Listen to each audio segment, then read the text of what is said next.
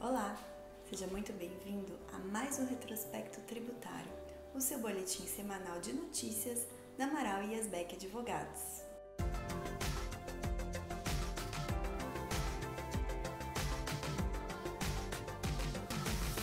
Antes de darmos início a mais um Retrospecto Tributário, gostaria de reforçar aquelas dicas. Se você ainda não está inscrito no nosso canal Direito da Inteligência de Negócios, por favor se inscreva e ative o sininho para receber todas as nossas novidades.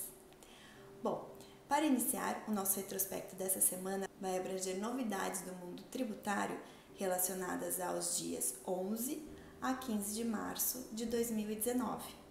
E vamos dar início, como sempre, àquelas notícias gerais. A primeira delas é do dia 11 de março e foi divulgada pelo jornal Valor Econômico com o seguinte título: STF pode julgar este ano se declarar e deixar de pagar ICMS é crime. Então, houve uma audiência pública na semana passada e, por conta disso, algumas notícias repercutiram aí. Então, nessa primeira notícia aqui do Valor Econômico, vem reforçando o entendimento do ministro Luiz Roberto Barroso de que o STF tem a intenção de julgar essa questão ainda nesse ano.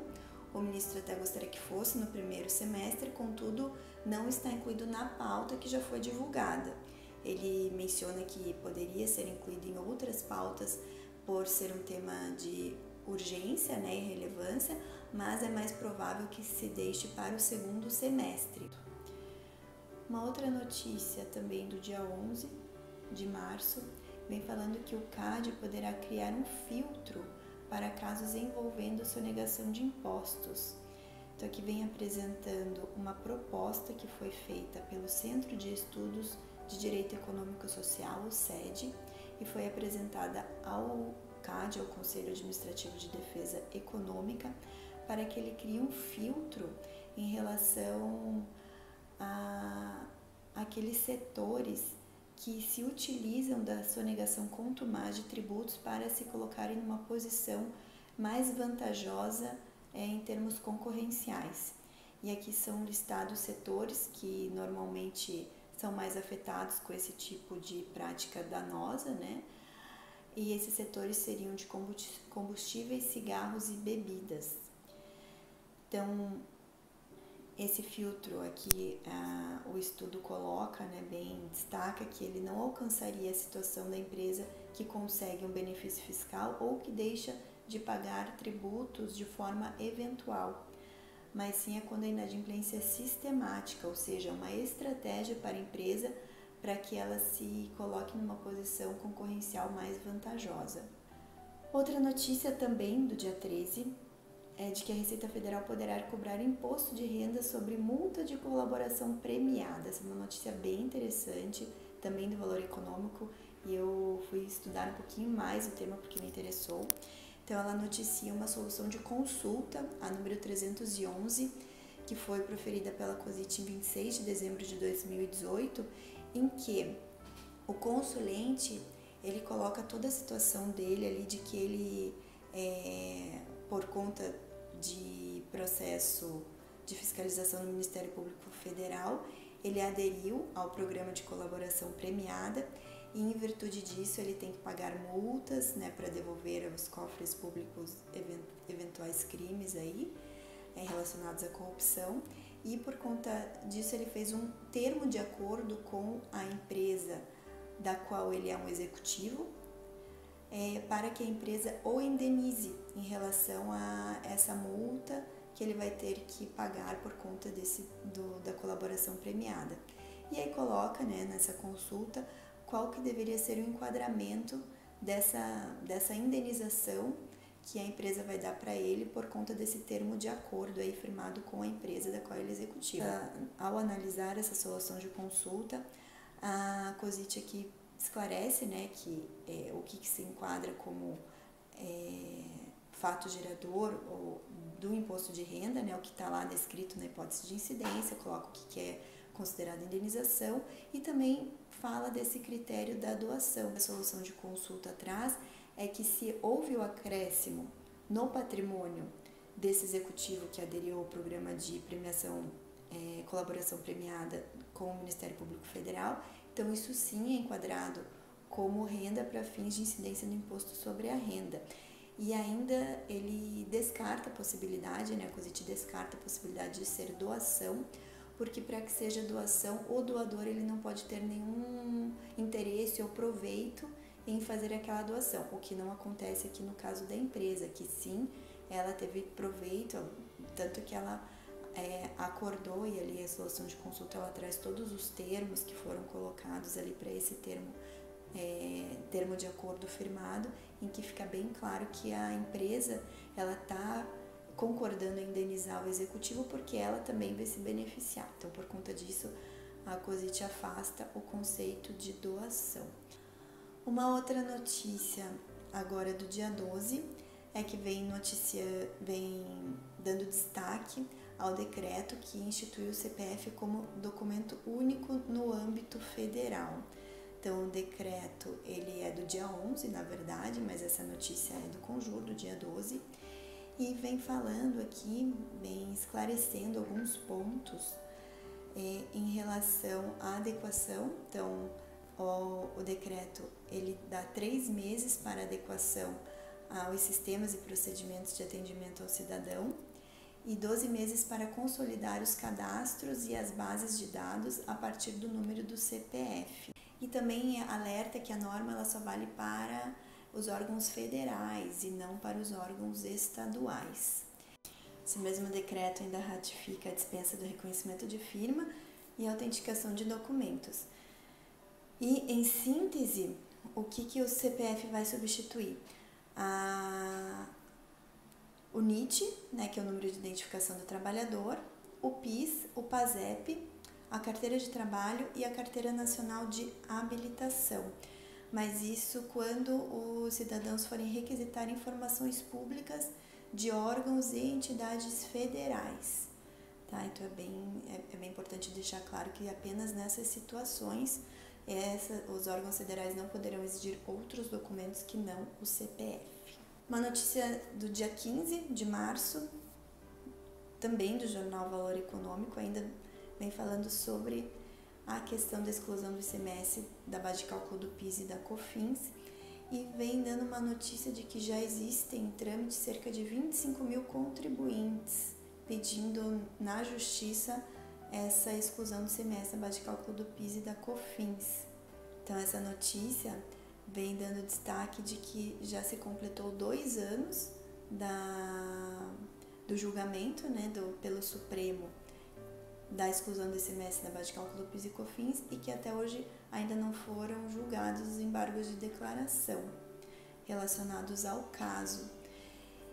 E bem falando um pouquinho da representatividade em termos de valores, O governo lá em 2014 noticiou que essa decisão impactaria em cerca de 250 bilhões de reais. Contudo, a solução COSIT número 13, que a gente já veio bem falando aqui na Amaral Yazbek, vem criticando ao longo do tempo, ela visa reduzir em muito o ganho do contribuinte. Muito embora que venha se falando que não há um critério claro sobre como se chegou a esses 250 bilhões, nós aqui na Amaral Yazbek Advogados estamos já em fase final de um estudo que vai ser divulgado em breve na imprensa, falando de onde veio os 250 bilhões, porque o governo, em uma resposta a um pedido pela Lei de Acesso à Informação, já deu esse critério, e a gente vem atualizando quanto que isso representa hoje e qual o impacto do entendimento da solução COSIT número 13 nesse número. E é um impacto bem grande, já posso adiantar aqui em primeira mão para os nossos ouvintes.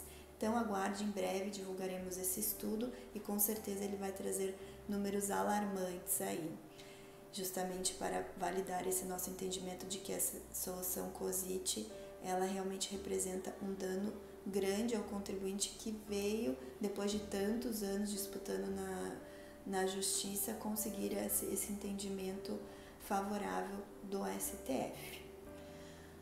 Bom, passando aqui para notícias estaduais e novamente vamos tratar do programa Nos Conformes, né? Que toda semana nós temos trazido aí notícias sobre o programa Nos Conformes do Estado de São Paulo.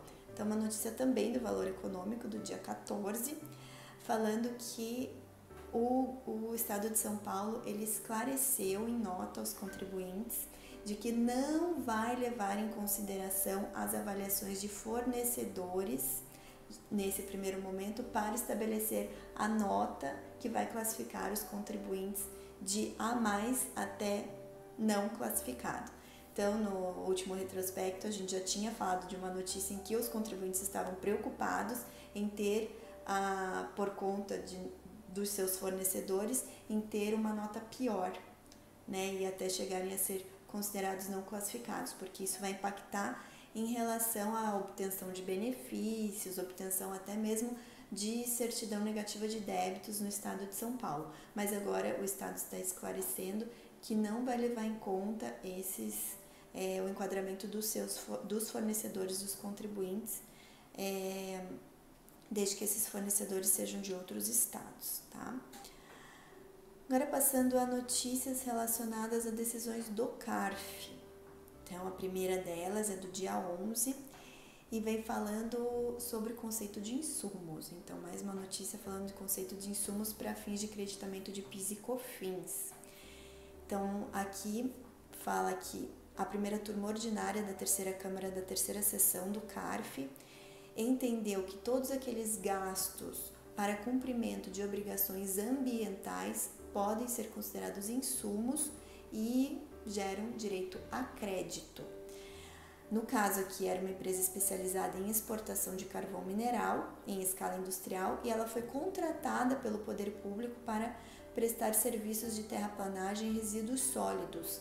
Só que para isso, por exigência de lei e do próprio órgão público, ela teve que incorrer em alguns gastos com cumprimento de obrigações ambientais. A conselheira do caso, Lisiane Gelotti de Meira, ela reforça que já houve uma análise pelo CARF semelhante em 2011 e naquela oportunidade se reforçou que despesas com proteção do meio ambiente que sejam geradas em função de uma imposição do poder público são sim considerados insumo.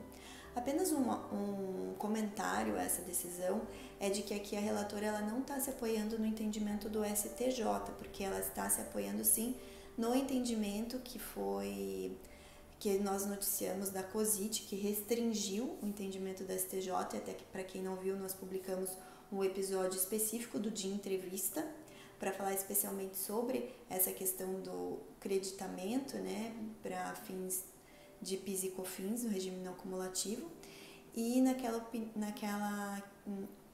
episódio nós deixamos bem claro, né, o entendimento restritivo da COSIT para falar que o que gera crédito e o que é considerado insumo são só aquelas despesas relacionadas com o processo produtivo, ao passo que o STJ entendeu que gera insumo tudo que for relacionado com a atividade da empresa e não apenas com o processo produtivo.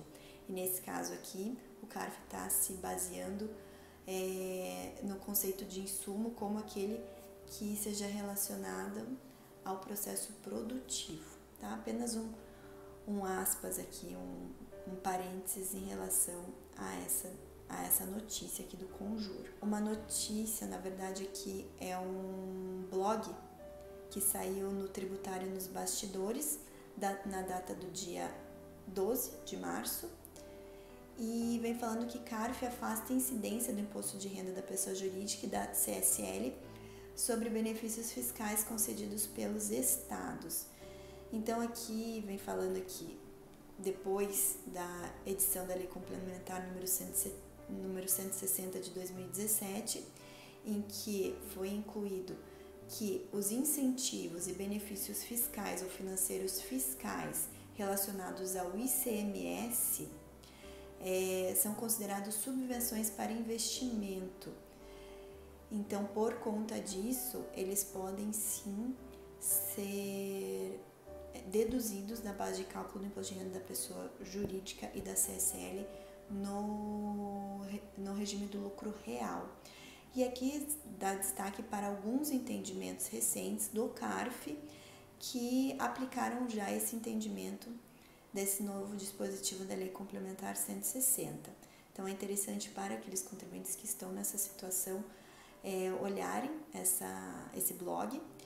E nós também aqui, já no ano passado, gravamos um episódio falando sobre esse caso específico, né? E a gente vai colocar na descrição desse vídeo esse episódio em que eu gravei falando sobre isso, como usar, né, de forma estratégica e para redução do ônus econômico algumas importantes inovações legislativas como essa, tá? Então, para quem tem esses casos aí de ter sido autuado ou até para fins de planejamento tributário daqui para frente, é importante saber que benefícios fiscais de ICMS podem sim ser utilizados para a redução da base de cálculo do imposto de renda da pessoa jurídica e da CSL, quitações como foi o caso, tá?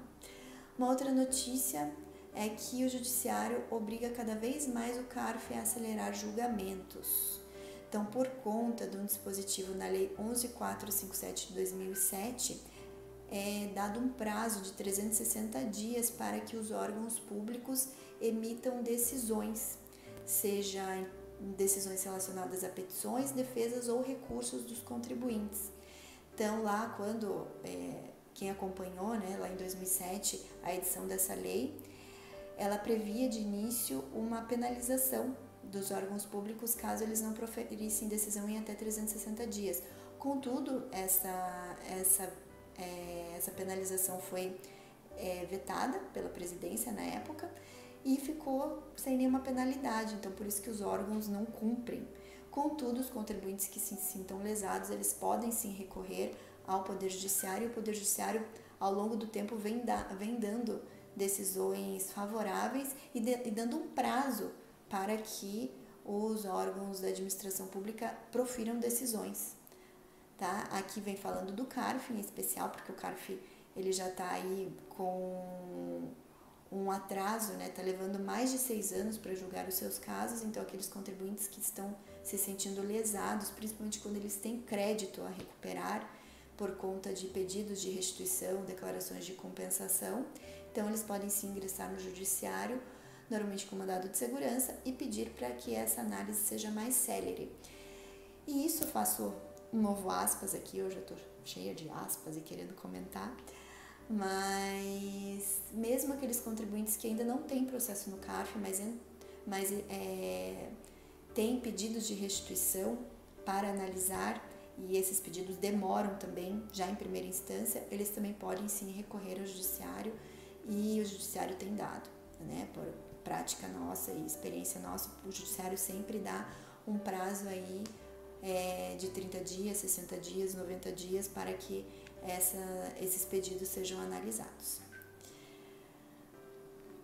Outra notícia, agora do dia 13, do Conjur, vem falando que o STF começa a julgar incidência de PIS e COFINS em importações portuárias. Na verdade, o título da notícia não condiz muito com o seu conteúdo, tá? É uma notícia que, no primeiro momento, ela parece ser algo muito, assim, especial, mas, na verdade, vem falando sobre aquelas importações por conta em ordem de terceiros e se, nesse caso, o PIS e COFINS deve incidir só sobre o valor da prestação de serviços, no caso da intermediária, né? Normalmente essas operações são feitas por meio de trading, ou sobre o valor total da operação de importação. Nós sabemos que por lei, por óbvio, que em caso de uma operação legítima por conta em ordem e que seja intermediada, normalmente por uma trading, o PIS e COFINS só deve incidir sobre o valor da prestação de serviço da trading. Contudo, em alguns casos, que é o caso que está sendo aqui levado à análise do STF, se há dúvidas sobre o tipo da importação, se ela efetivamente foi feita por conta e ordem. Contudo, o que o STF começou a julgar e tende a julgar é que não cabe a ele fazer uma análise fática e verificar se, no caso, a importação foi efetivamente por conta e ordem ou não. Então aqui o ministro Dias Toffoli, que é o relator aqui do caso, ele propõe uma fixação de tese para o tema em repercussão geral, e a sugestão dele é a seguinte, abre aspas, é infraconstitucional e incide a súmula 279 do STF, a ela se aplicando os efeitos da ausência de repercussão geral, a controvérsia relativa à base de cálculo da COFINS e do PIS, na importação feita no âmbito do sistema Fundap, quando fundada na análise de fatos e provas que originaram um negócio jurídico subjacente à importação e no enquadramento da operação de importação por conta e ordem de terceiro de que trata a medida provisória número 2155-35/2001, fecha aspas. Então aqui só para esclarecer, a súmula 279 do STF, ela fala que se no caso concreto se precisa recorrer a provas, então não cabe ao STF analisar isso. Essa foi a nossa edição do Retrospecto Tributário de hoje. Outras notícias você vê no nosso blog, da Amaral e Asbeck Advogados. Também mais detalhes em relação às notícias de hoje você também tem lá no nosso blog. Eu espero continuar contando com a sua audiência. Por favor, curta, compartilhe, comente os nossos episódios, porque assim a gente pode aprimorar cada vez mais. Te vejo na próxima semana. Até lá!